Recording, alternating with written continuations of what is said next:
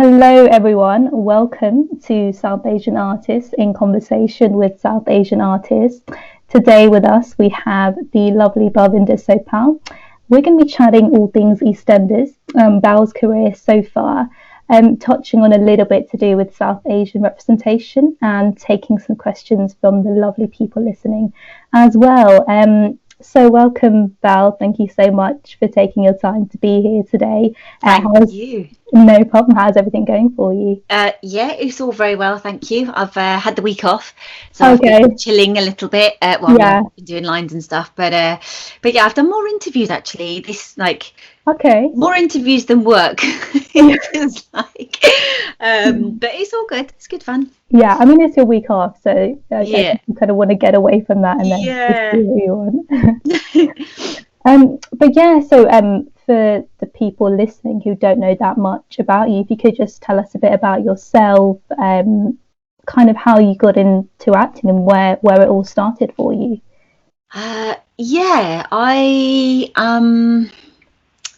think I was always interested in wanting to be a performer. Growing up, we were sort of it's an Indian Punjabi household, so we would always be listening to like Bollywood music or watching Bollywood movies and things like that, you know. So there was always like creativity and creative output within our household. Yeah. And there's four of us. So me and my brothers and sisters, four of us, and then I've got some cousins, and there's three of them. And when we were little, we would all like, you know, congregate here at Mum's house, and just get together and reenact certain scenes from Bollywood movies. It's really silly, but yeah. So we just used to mess around like that, and I loved it. And then I went to school. And I had one of my best friends at the time. We were sort of like, we just used to like putting on performances during wet break time and stuff like that. And yeah, and I think that's where I kind of thought, oh yeah, I really like telling stories. I really like being able to communicate with people in a different way. And I think it just developed from there. And then I wanted to study it at A level. I wanted to do performing arts A level, and that never happened. I ended up doing a GMVQ in business, obviously. And then I just said to Mum and Dad, I'm not continuing with the business side of things. What I'd like to do is theatre and media studies or performing arts at university. So I went and studied theatre with media at uni, and then I got involved with a community theatre company as a volunteer. And that changed my life because I was like, I can actually do this. You know, yeah. That's amazing. It's really great that you sort of, obviously at A level, you didn't sort of do the theatre studies, but then you kind of went with your gut and you decided, you know, university is what you want to do. I think you have to like follow your passion, you know, and I know, you know, there is this thing, you know, oh God, you know, Asians are doctors and lawyers and, you know, and business people, and that's grand. And I think if that's where your heart is, then of course. But with anything, you have to follow the passion because that's where you're excelled the most. You know, you can't be forced into doing something. So if I liked business studies, I probably would have been good at it and I would have enjoyed it and it would have been successful for me. But because I just didn't, I'm not that way inclined yet. Numbers are not my thing. It's rubbish at numbers. Not that business is all about numbers, but you know. But having said that, as an actor or an actress, like you know, you do have to have a sense of business acumen. You know, you do have to, because you've got to manage your own affairs. You've got, you know, and there's a lot of PR that goes into it as well. And if you haven't got the resources to employ somebody from, you know, an outside company, you've got to do it yourself, haven't you? So so I guess it did stand me in good stead in some way. Yeah, I've heard sort of, especially at university, you are kind of your own business. You've got to, you know, you're the product, you've got to market yourself. So it's really great you sort of had that experience. And exactly, you're not going to be fully satisfied if you don't pick the right path, and you're not going to commit to it as much. As it's really great that you. But that's the thing, isn't it? When you do pick the right path, you know that you can help a lot of people along the way. When you're doing it because you're forced or because it's something that you should do, or, you know, whoever suggests that this is the right path for you, you don't fully commit, I don't think. And therefore you don't fully give yourself to the service of that job, you know, which then helps so many people along the way. You know what I mean? So yeah, definitely. And there's sort of in the industry a running sort of joke that family members or people ask is, oh, so when are you going to be on EastEnders? I've had that. I had it at the hairdressers. So do you want to be on EastEnders? I want to be on EastEnders or Corrie. So for you, I'm not sure if you've been asked that in the past. How did it feel from potentially having those questions asked to being like, oh my God, I'm actually going to be on EastEnders? Yeah, it's frustrating because you kind of go, because people are like, oh, right. So, I mean, I used to travel on the trains a lot to auditions and also work and stuff. And, you know, you'd be sitting there doing your lines, or you'd be reading a play or writing. I used to write a lot in my journal. And I would get questions like, oh, so are you a writer then? Are you a writer? I'm like, no, I'm an actor. And then they would be like, oh, right, you're an actor. All right, so have I seen you on the telly then? Like, what have I seen you on? And I'm like, no, I've been doing theatre, like it's nothing that you would have seen and all that, you know. And you almost sort of felt like, not embarrassed, but like you couldn't call yourself an actor because you hadn't been seen on TV. Yeah. Then you do get the part and you don't want to tell anyone because you're like, I don't want the attention. I don't want people to look at me. So it's like there's no happy medium. Or you feel like a fraud. You know, you kind of go, well, I've made it and now I am on the telly.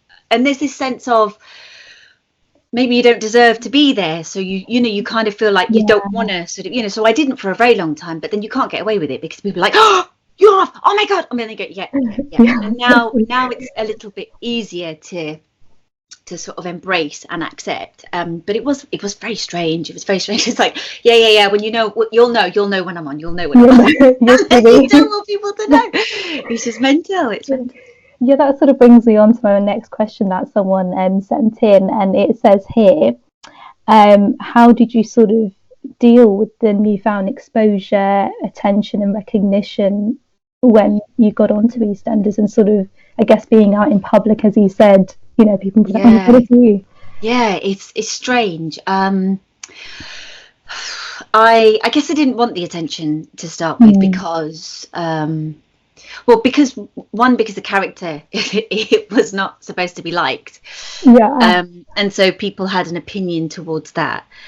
Secondly, there's always that imposter syndrome thing, isn't there, where you kind of go like, I shouldn't be here, this doesn't belong to me, this isn't my life, and then also, like, I don't know, it was just really weird. And I remember the very first time I was stopped was actually at Elstree train station.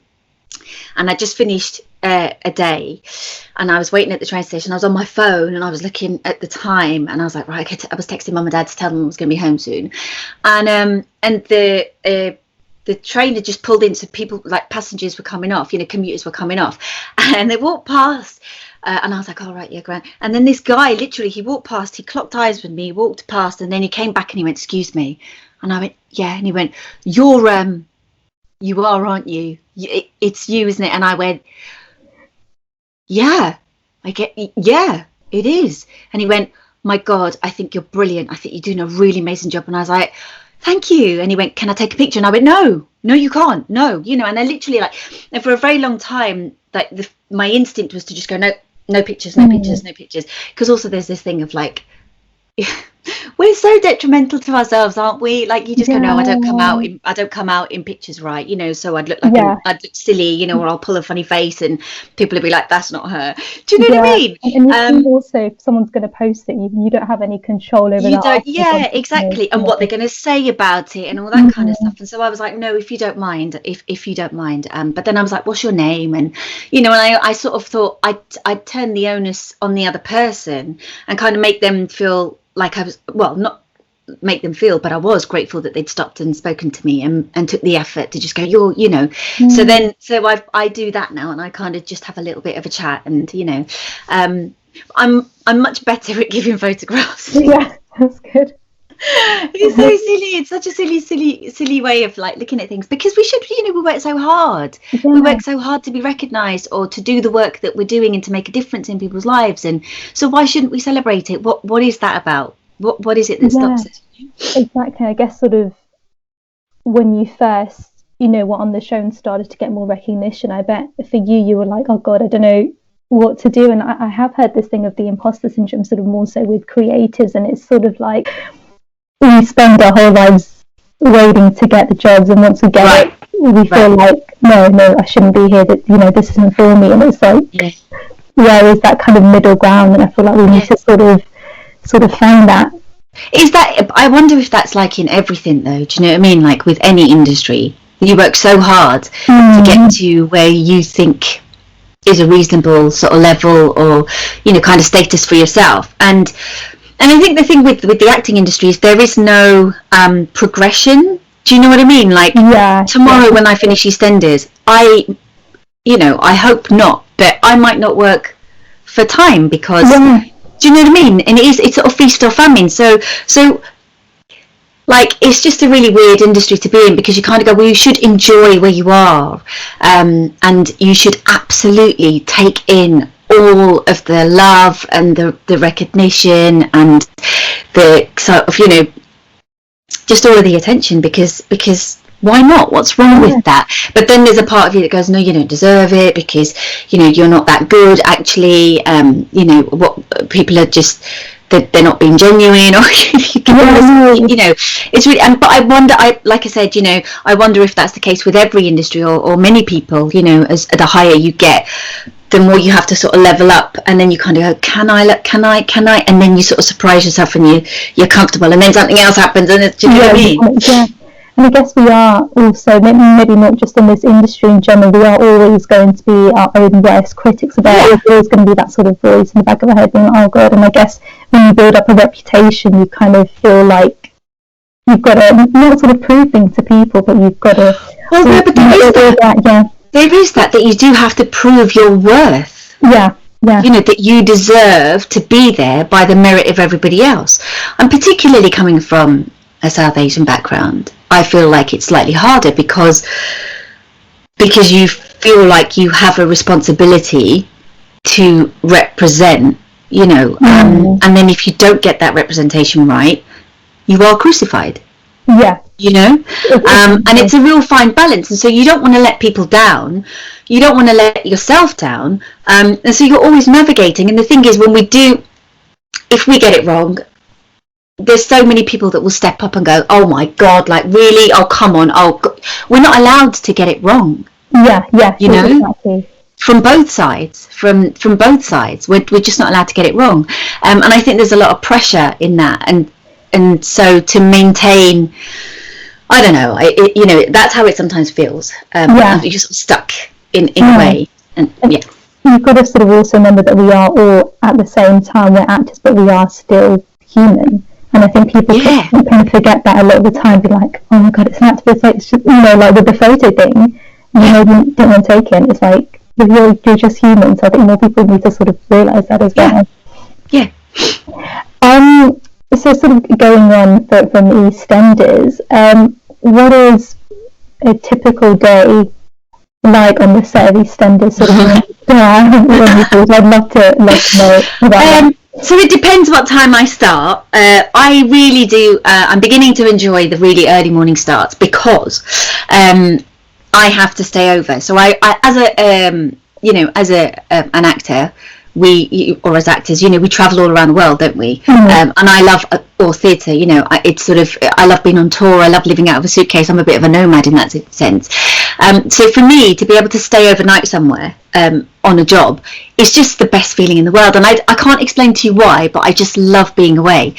And so with this job, if I have a 7:00 start, there's no way I'm leaving, you know, in the morning, because first of all, it takes about 2 hours for my face to drop into place, right?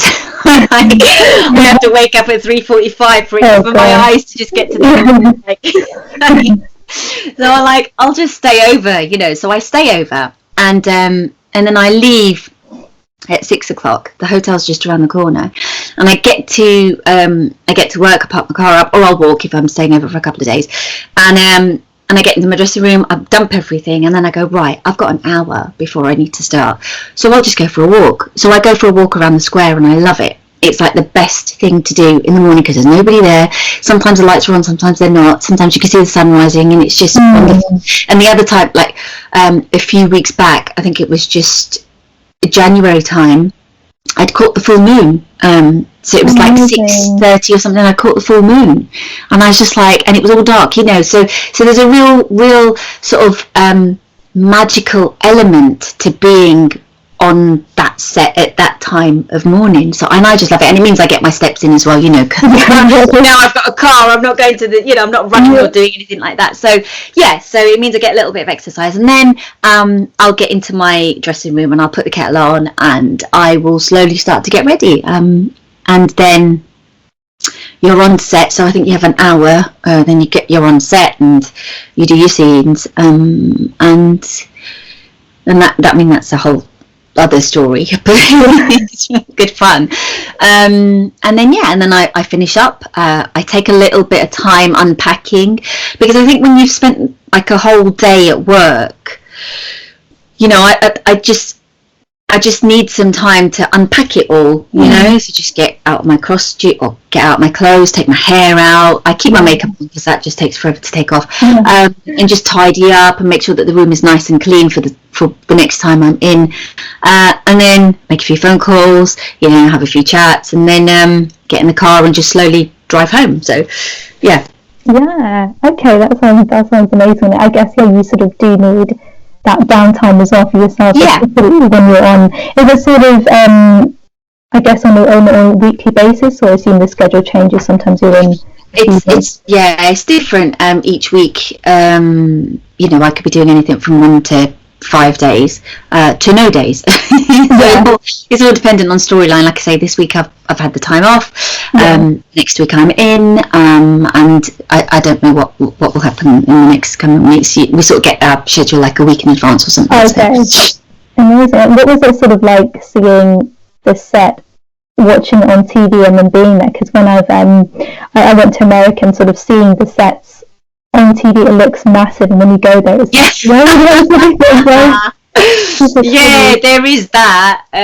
there is that absolutely. Like, you're like, oh my god, it's so small. But I think I hadn't noticed that for the first few weeks, because I was just trying to soak it all up. You know, it was surreal, like having grown up watching EastEnders and all the different characters that came through, and having a sort of connection with it, to then actually being on set and going, oh my god, like I now live on the square, you know, and the CAF is my local CAF. You know what I mean? It's very, very bizarre, and still, even to this day, I still feel a little bit weird. Oh, are we all right? Yeah, I can still hear you. It's just for grand. Yeah, it's so, you know, the internet is so. Did you see the interview this week on what was it? BBC Morning Live. It literally froze right at the end, and I was just like, oh my god. Oh no!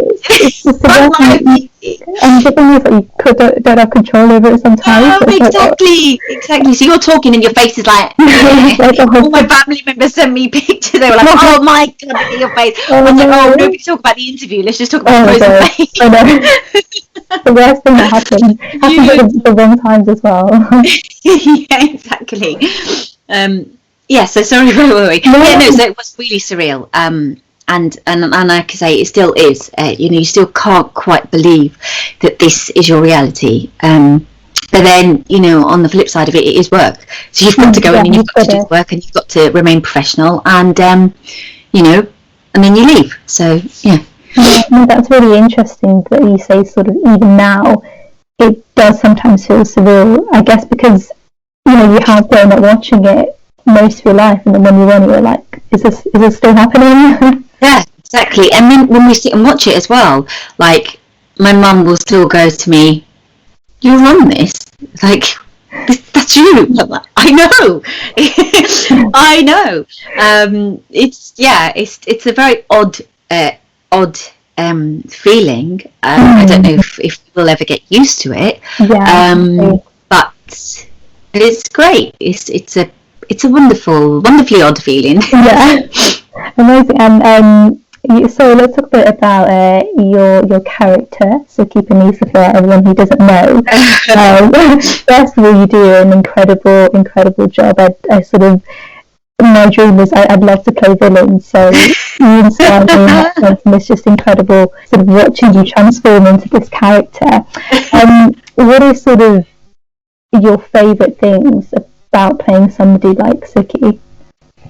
Do you know, Arti, it's just having to like think really differently, because like, I don't know about yourself, but certainly the roles that I've played in the past, have all been quite similar in that, she's an Asian woman, she's quite suppressed and repressed by her culture, she can't speak English, and is dictated to, and it's a lot of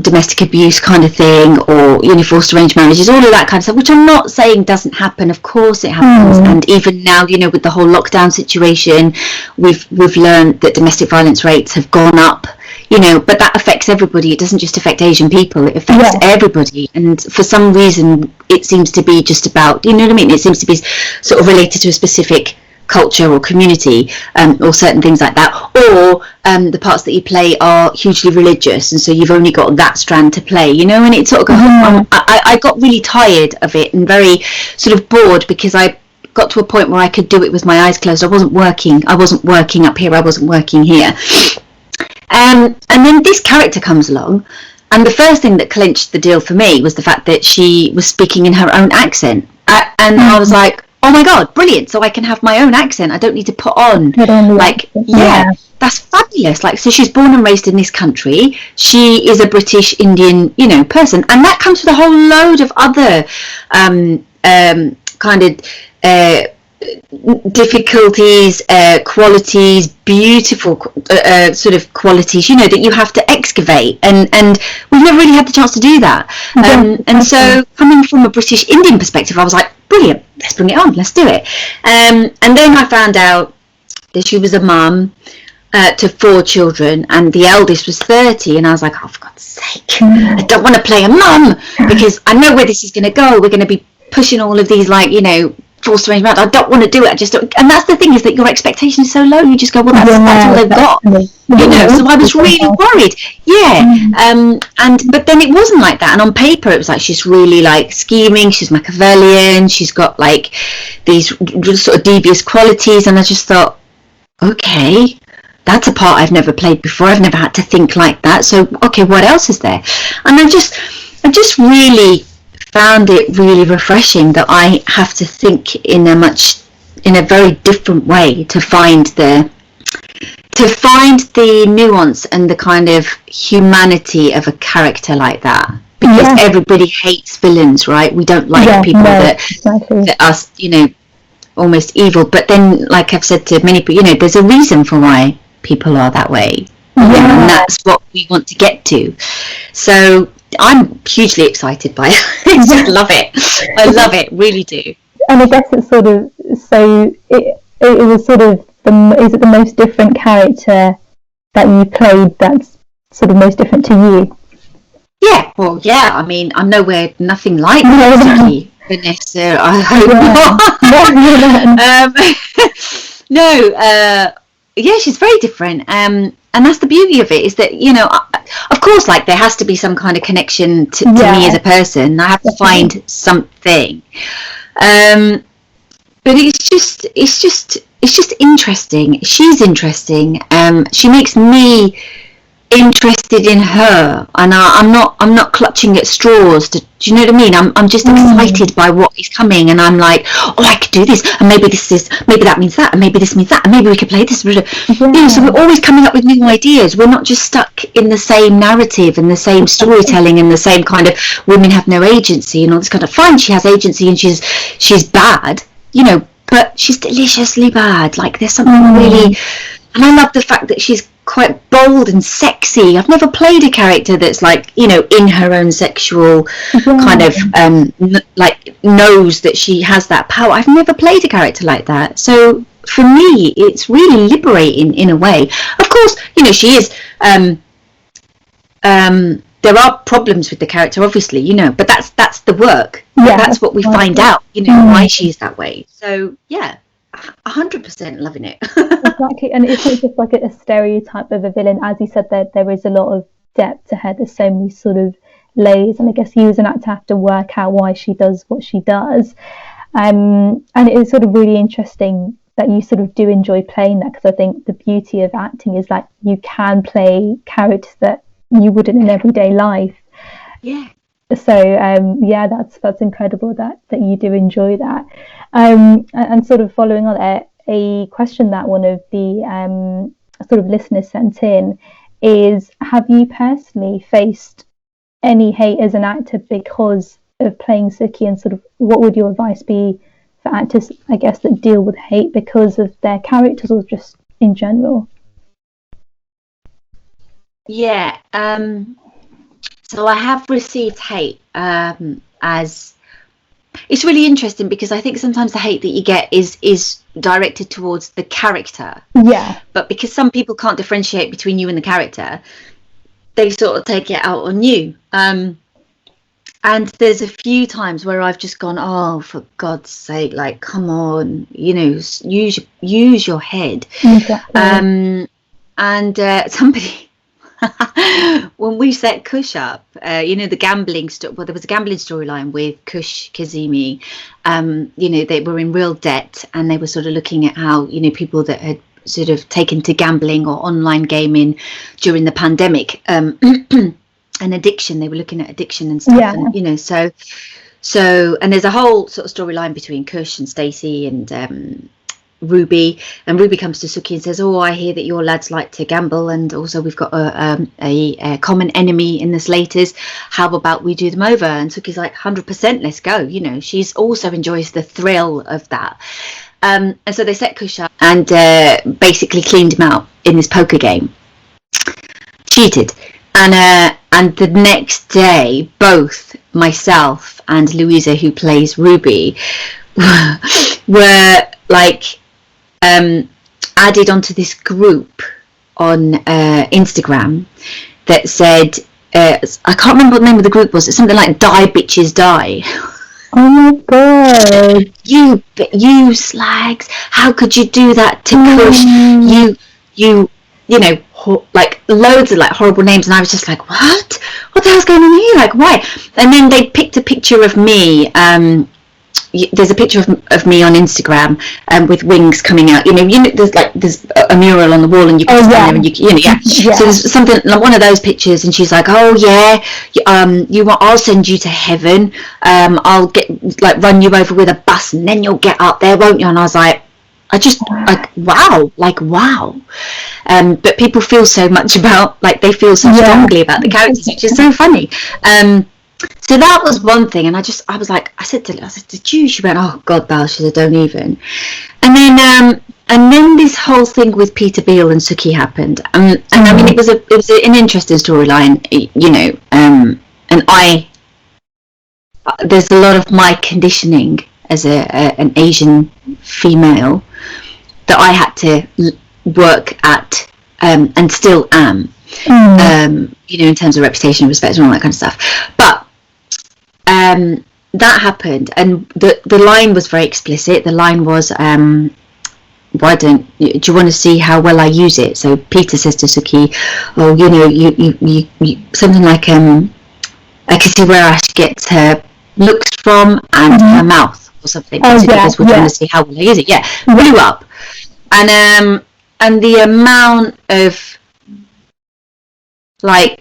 it's really interesting because of what's happening recently with this whole, Me Too movement, and women sort of saying they don't feel safe and stuff like that. I think women are trolled like the worst on the internet and things like that. And I got messages, people going, oh yeah, well, why don't you show me how your mouth works? Oh yeah, you dirty bitch, I'd love to see you use your mouth. And I'm like, okay, and I saw 1, 2, 3, 4 messages, and I thought that's enough. And I went, this is the personal account of the actress Balvinder Sopal portraying the character of Suki Panasa.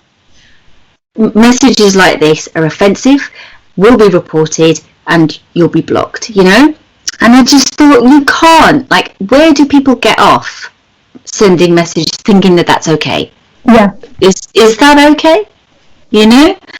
And then I sort of came off Facebook, or not Facebook, sorry, I'm off Facebook anyway. I came off Instagram and I came off Twitter for a little while because I thought I don't want to see that. That's just like, I'm just playing a character, and I don't mean, you know, and it made me feel bad about myself. But I was like, but I'm just playing a character. I'm not actually that person. And even if I was that person, it's none of your business what I do with whatever part of my body. It's got nothing to do with you. And it really, so then I sort of came off. But then I went for my walk, you know, I think it was about a month or something later. I went for a walk around Walford and I was like, oh, that's a really nice picture. And I snapped it up and I thought, oh, I'll put that up. But of course, Instagram is very sneaky. You can't put pictures up via via your laptop. You have to have it on your phone. Yeah. So I then installed it back again. So now I have Instagram back on my phone. But it's just, you know, like, who gives any man the right to speak to a woman in that way?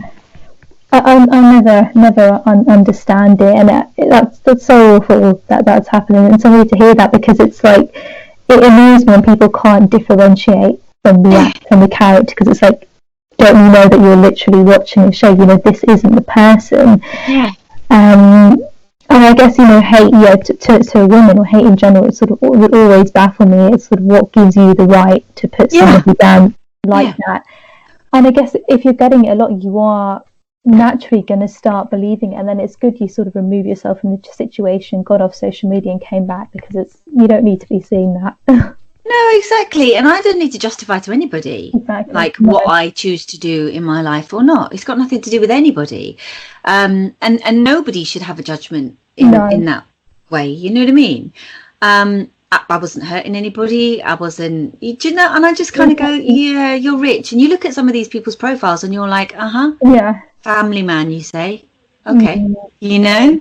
And I think some people just get the joy just out of trolling people on. I guess it sort of comes with social media, and it's just will never understand it, to be honest. Well, I just think not to engage with it, I think, is the best way. But, you know, I mean, and it's rife. There's so much stuff, isn't there? There's so many things that we can comment on and speak about. Right, it's a very interesting time to be living. But so much going on. There's so many conversations to be had. So obviously you've done a mix of both stage and screen. Is there any sort of that you prefer more, or how have you found doing both of them? I mean, have you found sort of similarities or differences doing both? I love doing them both. That's definitely something. Theatre gives you a different buzz, I think, because you watch it happen live, don't you? And you pick up on the energy of the audience. And there is that thing, you know, you have those performances where you go, the audience, like you could have heard a pin drop. That's how electric it was. Or sometimes you can absolutely feel that the audience aren't there with you, and you're like, oh God, this is a bit of a weird show. So I love the live element of theatre. But then, and I think with TV, it's interesting because I can stop and start, if that makes, I mean, I try not to stop, obviously, you know, you try, but it's okay to sort of go, oh sorry, can I just go back over that, or you know, or to just sort of stop and then pick up the line where you sort of fluffed it.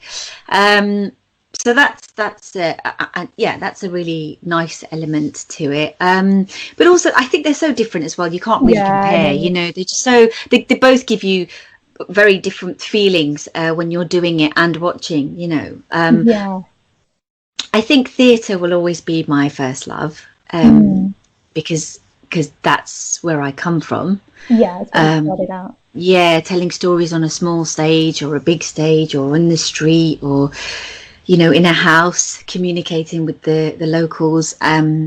You know, that's how we pass on. Like, stories are told down from generations, aren't they? That's how we pass our culture on. That's how we pass our identity on. That's how we create new identities, create new sort of pools of thinking. So I think theatre will always be my first love. But I mean, but also radio. I love doing radio. I think it's just, you know, I bought a new mic. I was like, gonna do loads of audio drama. but I think anything that's creative, anything that allows me to express myself or play a character that, you know, has an impact or creates some kind of conversation is great. Amazing. So have you sort of done many radio plays in the past? Yeah, well, we did radio for a good few years actually. Something called Silver Street was a radio soap. So it's a bit like EastEnders on radio, based in Birmingham. So we'd have to go. There was a cast of 31, and they were all diverse as well. It was like an Asian EastEnders. It was brilliant art. It was so brilliant. And you know, there was a big community. It wasn't just Asian people or people with South Asian background. It was lots of different communities, and it was just basically about this street called Silver Street, and you know, about the residents there and stories that mattered to them about just being able to live, make your money, and you know, survive and support your family and support, you know, all of that kind of stuff that we do day to day. We didn't have to like be bashing that we are this, and you know, it was just that this was the presentation of everyday lives of everyday people. Exactly. And it was fabulous, and that ran on BBC Asian Network for I think 6 or 7 years. I was one of the original cast members. I played a character called Simran Kaur, who was married to a Premiership footballer, Jaggi Singh, and Jaggi ended up having an affair with one of her clients, because she was a businesswoman as well. She was like, yeah, look at me, I'm brilliant, I got a business, I got a man, I got a child, and I could do it all. Anyway, Jaggi Singh ends up having an affair with one of her clients, and she's like, oh, so when are you going to tell me this? And then ends up like, I can't remember exactly what it was. I think she was going to propose to him, and just as she's about to propose to him, he says, oh, I don't want to do this anymore. Like, I can't, because I'm seeing, you know, such and such. And she basically stabs him in the groin, killing his his career as a Premiership footballer. It was brilliant. I loved it. And what I love about radio is the sound effects. And for that sound effect, we used a cabbage. So we just stabbed loads of cabbages to get the sound. It was brilliant. And my favourite sound on radio is gravel, is walking on gravel. I just love that. I love the crunch of it under my feet, and I love the sound it makes. And, you know, and then you're walking, and then they layer on the sound of the atmosphere from outside, like birds or, you know, kind of water running, and it's just, I mean, just brilliant. I loved radio. And we did that for ages, and then loads of radio dramas came after that. So I think it's incredible. I think people don't know enough about sort of the radio sounds and how you just make it out of everyday objects. And it's like, oh my god, I didn't know. Like, even on big shows, and it's like, okay, so that's how you made that sound. Yeah, absolutely. And we used to love doing our own, like I certainly did, you know, doing like my own washing up or whatever, because the movement goes. If you're exerting a lot of effort because you're lifting something up, you know, you would want to lift it up yourself. But then the trick was to make sure that you were always pointing towards the mic. And I remember when I first started, the director, and he was the producer as well, James Pearce, he was like, Bal, do we need to put a picture of Brad Pitt on the mic so that you can just speak to the mic? And I was like, sorry, I didn't realize. Because as actors, you know, you're kind of going, yeah. So and it, you know, But again, you know, it's a real skill to be able to use the mic. The mic is the ear of the listener. So, you know, like all of that coming in and being intimate and then pulling back. It was just, I mean, I love it. Love radio.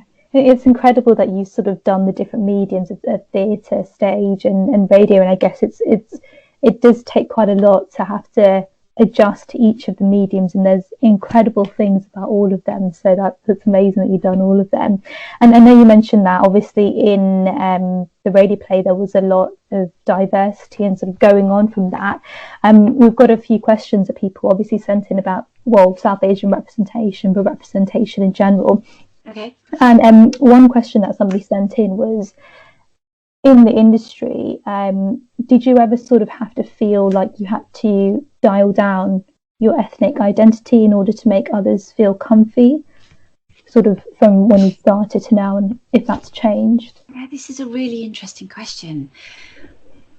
I think the honest answer for me is no, right? Because I loved coming from a Punjabi background. I loved the fact that I could speak Punjabi, Urdu and Hindi. And I would always put that down on my CV as extra other languages and be proud of the fact that I could do it, you know. And I make a point of speaking in Punjabi or Hindi with my folks because I don't want to lose that. I used to love wearing Punjabi suits. I don't so much now because there's no need for it. Not that there was ever a need for it before, but I guess it's like, you know, compatibility. In, you know, you want to be able to get into the car without having to worry about the dupatta or like flowing material. You know, if I was living in India, I'd love it. I'd be like, of course, every day. But even then, maybe not. Who knows? No, so I don't think I ever shied away from it. But maybe I could have used it more as a strength.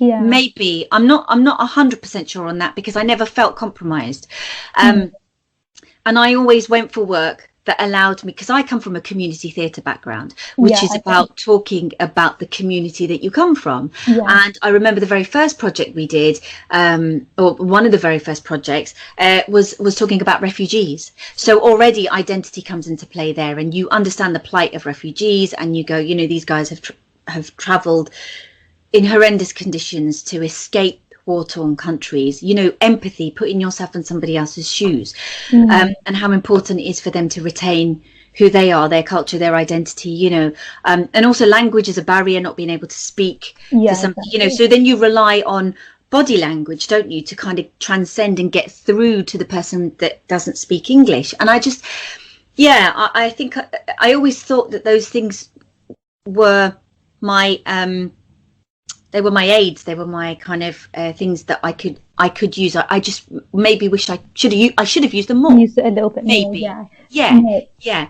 And certainly now, you know, when we get scripts and stuff, it's like, because I remember I auditioned for a show called Hourglass House with Commonwealth Theatre Company. It's one of the best shows I've done. It was about domestic violence and it was site specific, and I loved the element that it was site specific, and it was seen through the eyes of the survivor, and it was based in a house. So there were 5 characters and the audience could come into the house and they could move through the rooms to see how the survivors were living in the stories they were telling. So you never saw the perpetrator. Now initially on paper, the character that I ended up playing was a Polish actor, or they were looking for a Polish actor, and I said, what I see here is that the language is the barrier. Well, I come from a Punjabi background. I can speak Punjabi, I can speak Hindi, I can even speak Urdu. If you would like to see, how about we make this character from a South Asian background? So they saw me, and I sang in Hindi for them. I sang Chanda Mama Dur Gaya. I don't know the proper words, but that's what I sang as a lullaby. And I was actually late for the audition. I didn't make the group audition because the trains had messed up. In a train in Reading, of all places. The audition was in Bristol. But you see what I mean? So I kind of went, what about this identity? How does that work? And that show went on to do 3 tours, nationals, and we went to Scotland. So we were in Edinburgh, and it won an Amnesty International. God, I can't even remember what the award was. I can't remember what the title was. But it was an Amnesty Freedom of Expression award. Amazing. But we came second because the actual show that won it was Nabaya. I don't know if you've heard of it. You know, the Delhi gang rape situation. So that, I mean, it was extraordinary. But we came second to that, and I was like, if any play we were going to come second, that would have, you know what I mean? So. And I made it my part. I made it my role, and I represented a community, you know. And the sense was that, again, domestic violence happens to everybody, not just, you know, because they had somebody who was from a very middle upper class background, you know, and they also had a working class white character. They had a Pakistani Urdu speaking character. So, you know, and they had a male character as well. So it was sort of representative of many different people in our communities, in the wider community. So I think in a way I started to use it as my weapon, as my strength. Well, this is who I am. I've got this duality. I've got this, you know, crossover that makes me a very powerful actor. So use it. Exactly. I think that's really, really inspiring to hear, because I think I've been in a few conversations recently where it's like we actually do have a lot of power as actors to change things. And I guess probably a lot of new actors may feel like they can't say things because it's, you know, a director, but it's really great that you were like, oh, actually, you know, that the barrier is the language. Why don't we make it sound? And it's great that you were thinking outside the box. It's thinking outside the box, isn't it? It's going, okay, well, that's what it says on paper. Well, I've got an idea. What about, and you can only suggest. You can only make those suggestions. Someone's going to go with it or they're not. And that's all we can do, isn't it? Exactly. So yeah, I would always encourage people to speak up and offer ideas. And if you have the wealth and knowledge of your background, bring it in. Bring it. Exactly. You know, because it can only make the landscape much richer. When we are craving diversity, and not just diversity of colour. We're craving diversity of thought, ideas, you know, tonally, and even within our own communities there is diversity. Family to family there is diversity. You know, we're not all the same. We're not the same people. So let's use that. Exactly. And it's great that you are breaking those barriers. I think sort of people listening will be inspired to be like, do you know what? You know, I can bring more ideas to the table, and it's stuff that they might have not thought about, and you've sort of brought that in. They're like, oh yeah, actually I didn't see it that way. We can do that. And in terms of sort of moving forwards in terms of representation, where do you personally want to see it going forwards from now, or is anything that you've done in the past? Or where do I want to see it going? I guess the main thing is that there is like opportunity, that opportunity is rolled out to everybody, you know, and that we all have the chance to say and offer up ideas, because I guess that's the point, isn't it? Like, you can have all these ideas, but if you're not in the room, who do you give them to? Who do you know what I mean? So I understand that also, you know, it is tough, but I think also it's so much wider than when I was coming up as well. Like there is, and also the kind of the mediums that people are using, like podcasts has gone through the roof. You know, people are using their YouTube channels to create skits or, you know, series, web series and all that kind of stuff, audio drama, you know, and people are getting together and writing things. And I think, you know, there's a real big platform to be able to showcase that thought of diversity. And a lot of stuff is online, you know, you see lots of castings via Twitter and things like that, you know, and I just so I think use all of that to our advantage, you know, why not? And there is a lot of work to be done, don't get me wrong. I mean, it's not all hunky-dory. Come on, you know, even now, you know, we still have to push back so much, and just the way we want to be seen. I get that, but we've got to just keep doing it. You know, and also there has to be opportunity available from the other side as well. So, you know, it has to be collaborative. Nobody can have the keys and not open the door to everybody. Like, we expect that now. Do you know what I mean? We can all be doing, I guess, our little bit to make that wider change as well. Yeah, absolutely. And this is a brilliant platform. Like what you have done for South Asian talent, I haven't seen done. Like, I haven't seen it. Yeah, 100%. Like when I was coming through, I never had this kind of collective, you know. So my work's always been really varied. I've always done site specific stuff. I've never been mainstream. I've never done mainstream because I guess mainstream was looking for something else, and I didn't fit that mold. So I made my own path, and the work that I've done has stood me in good stead. Like, honestly, it's, you know, but I felt like I was at it alone, but I never felt alone. Does that make sense? Because the people I was working with, I was collaborating with. But what you've created is a platform to showcase talent, to allow people to go, like, I'm here, you know, that video that I'm here, and I was like, and there were so many more actors from the South Asian diaspora and culturally diverse backgrounds that I have seen over the last few years than I have ever, because it was always the same actors as well that were being used, because people didn't want, you know, this whole risk factor is sort of being omitted now. We're not it's still there, but it's slowly, you know, shifting, because people are like, oh, there's such, oh yeah, oh right, well, did you see, you know, so it's great, it's great. So congratulations to you. Thank you. It just sort of started with, initially was just going to be a few Zoom calls, and then when it started growing, I was like, I feel like I've got to do more now. Not that I felt the pressure that I didn't want to do. I was like, what more can be done now that I've sort of started doing the things? And I've also sort of doing that, I have seen there are other little groups doing similar things as well. So it's also really great to see that there are more and more people out there doing that. So there is more stuff happening, and I think that's great. And I think that's, you know, half the work's done for them, isn't it? Yeah. So we're out there, come and get us. Exactly. Yeah, you can't sort of. You can't say they're not there. There's thousands of us now. So I've got one final question before I just move on to a few quick fire rounds, and this was quite an interesting one that someone submitted. It's quite a big question, but do you have any advice for a brown girl entering the industry? Well, I guess just, and like I sort of focused because that was what somebody asked, but I guess just anyone entering the industry. Yeah, see, I think there's a part of me that is really I don't know, it's really like, I think as a person entering the industry, I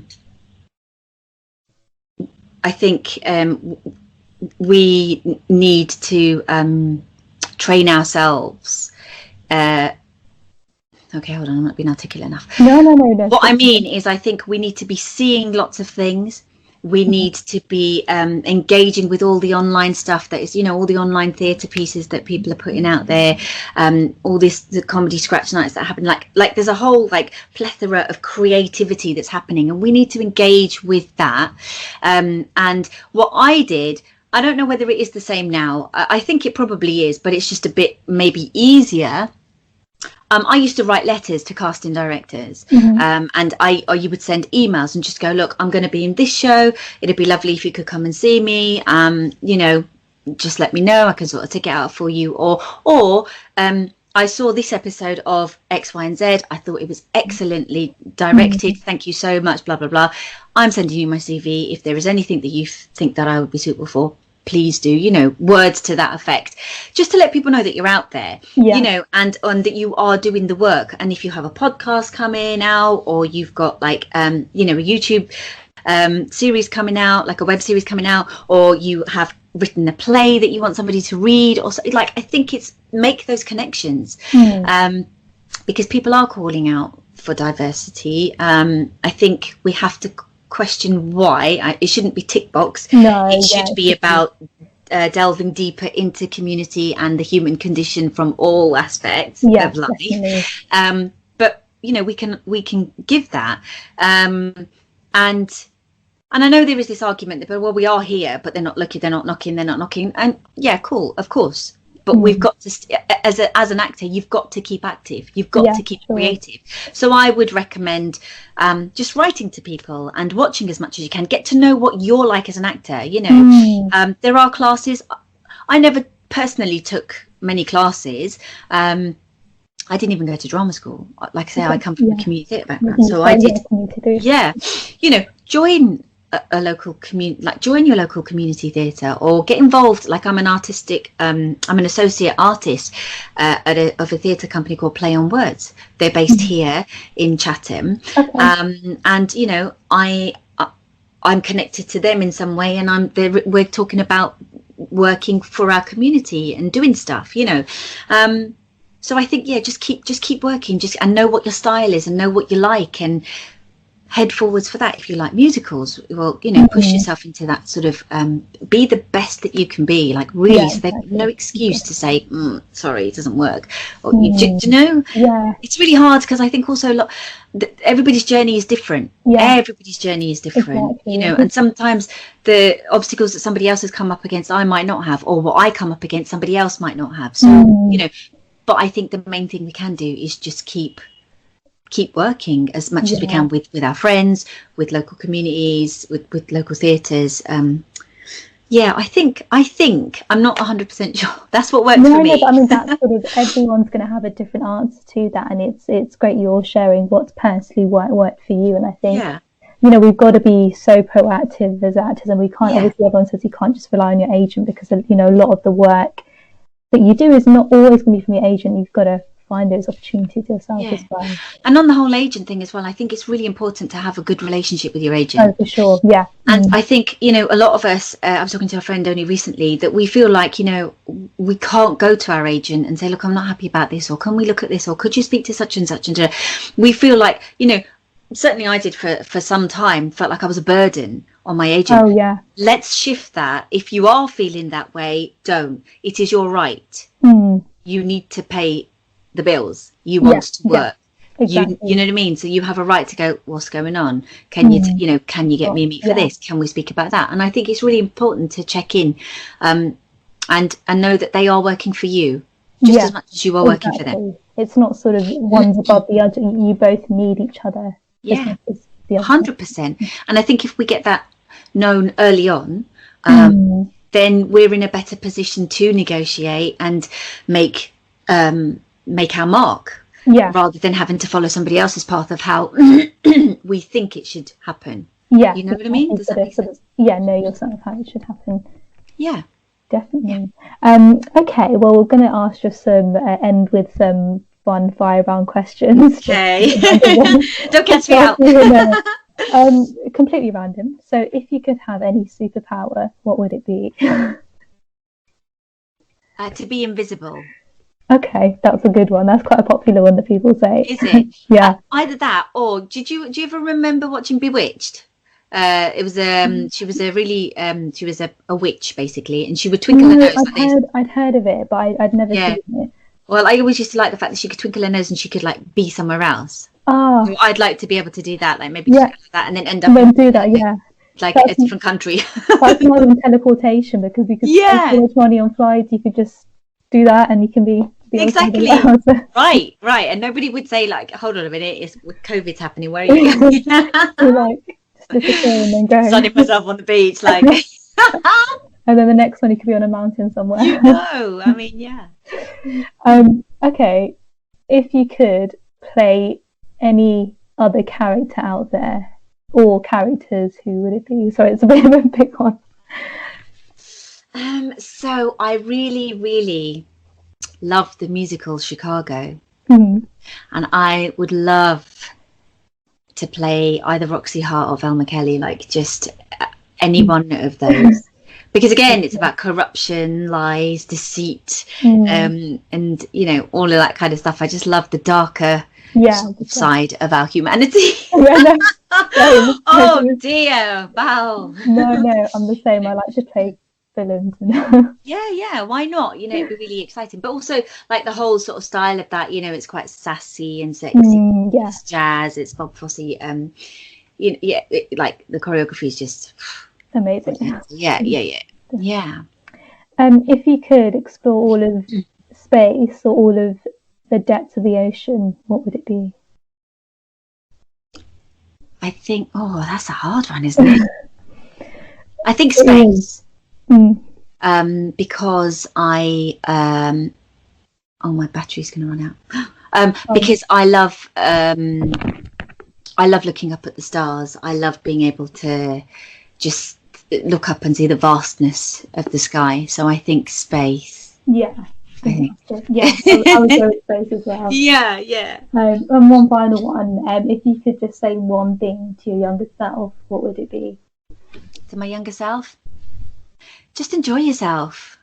Don't take it too seriously. Let it go. And when you let go, that's when the magic happens. Yeah. If you try to control too much, we sort of miss the living element of it. So yeah, let go and fall free. It's really simple, but it can be so magical when you do that. Yeah. Fantastic. Well, that's a really great thing to end. I just want to say a massive thank you for taking your time out of your busy schedule to be here to speak with South Asian artists, in conversation with South Asian artists. It's been really great sort of getting some more insight to your career in the industry as well, and sort of touching on the representation element as well.